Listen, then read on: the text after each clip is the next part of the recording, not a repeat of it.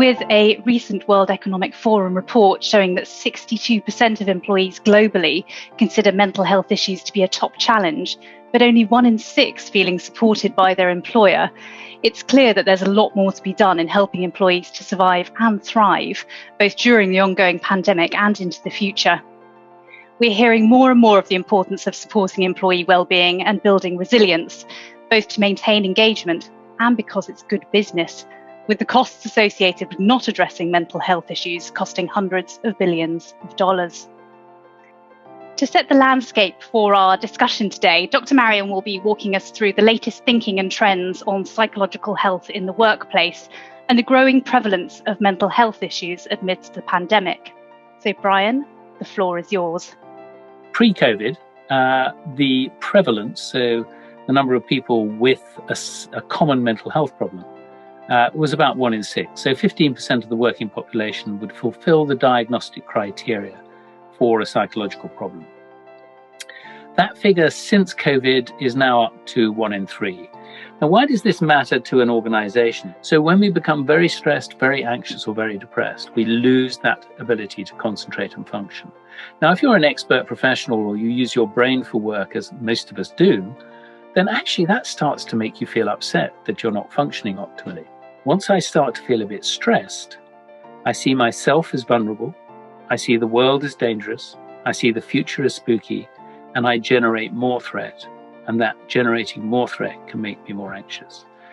The circuit I really want to talk about here is not the hedonic circuit, which gives us pleasure, which is very transient. We have what's called hedonic adaptation. So passing your exam, getting your Armani suit makes you feel great, but it goes away very quickly.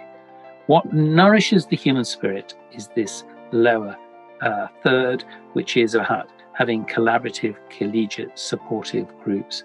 And the impact of that, I can't emphasize strongly enough. And I think organizations that get their head around that will future-proof themselves. They'll come out of this difficult period better equipped to take on the future. If we can get psychological education being at an individual, team and organizational level, that can have a profound impact and really start to shift the needle.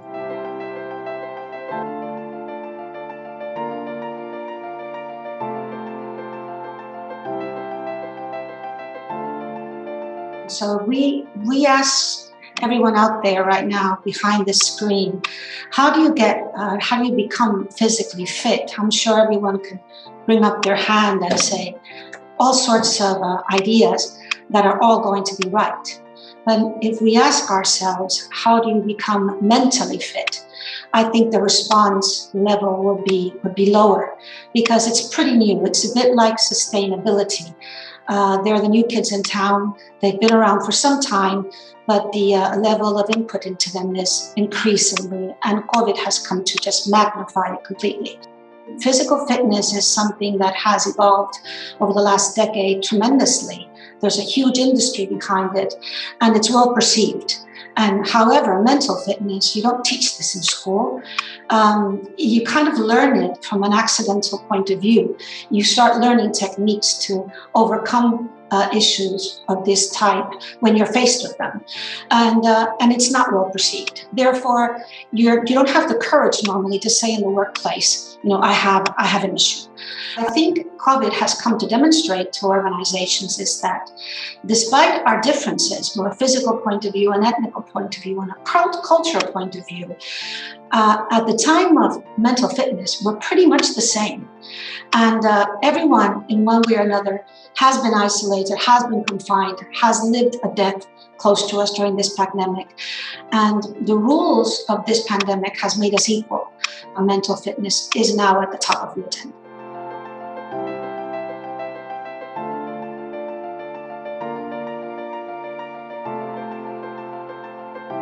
I think we're going to see the impacts of the pandemic evolve.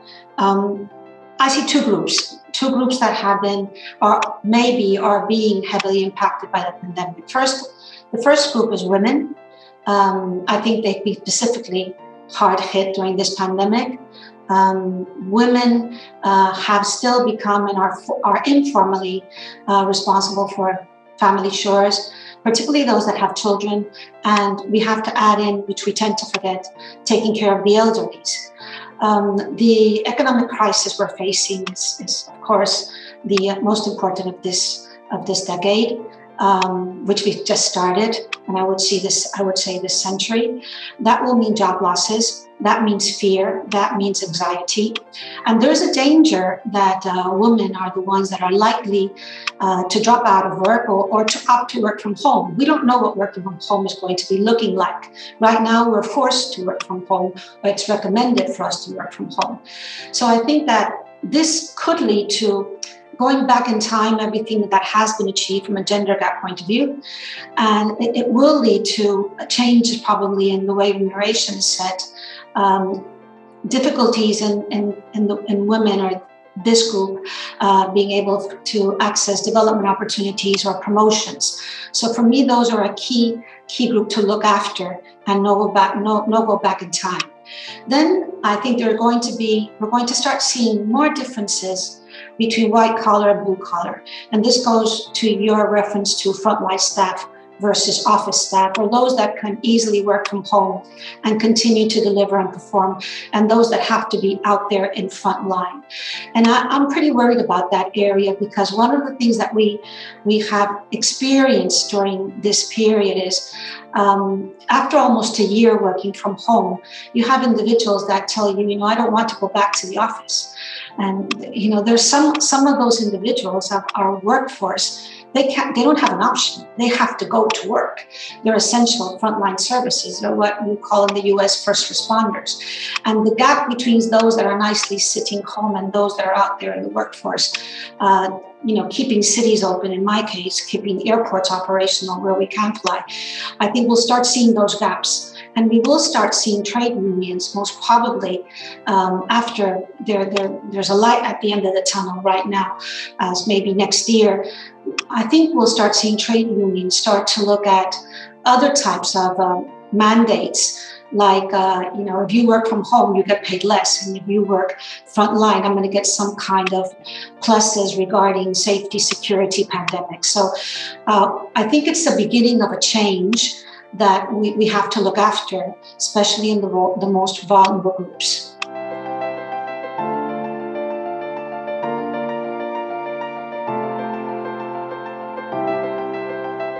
Leadership certainly needs to set the tone. We need to kind of upskill them in how to have these conversations. I think managers, in some cases, are very adept at having, factual performance, evidence-based conversations, or at least you hope that they are.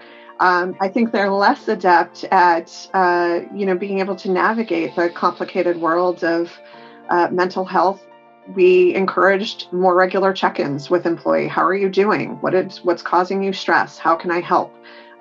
We gave some education in a variety of different ways, sometimes direct training, sometimes through a top-down kind of roll down of modeling the behaviors, asking our leadership team to engage with their supervisors around this to encourage it. We encouraged using the year-end review discussion as an opportunity to show appreciation for everything that they did in the past year, ask how the employee is managing their workload, re-engage around, those kinds of issues.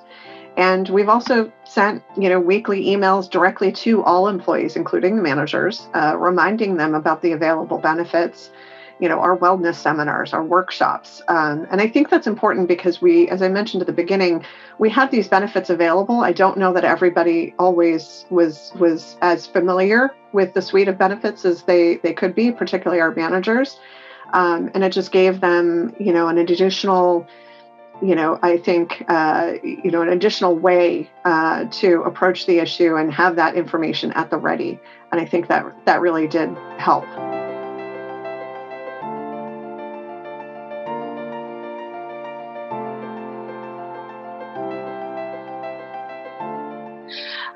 The focus for me is not leaving anyone behind, because we are in danger of considering strength something that really isn't strength, and everyone has to add in an organization. Doesn't matter what level you are in, the sum of the all is what's going to make success for the future. So I really think the one thing is that trust and the resilience that we have to focus on.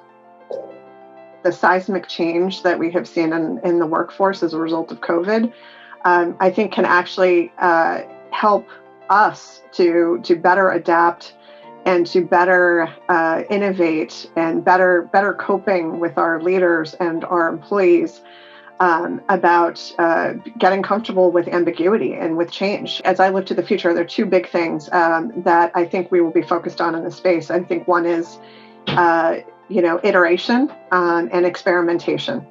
Those are the two big things. So I think we sometimes are reluctant, I think, especially with larger organizations, to try things out or to pilot new ways of doing things. And I think this has taught us that sometimes you just need to not think too hard about it and just jump and implement things that you think will help people, and then measure your success and then iterate on the theme. If it's not working, then stop doing it. If it's working but not particularly well, make some tweaks. And if it's really working, then invest in it.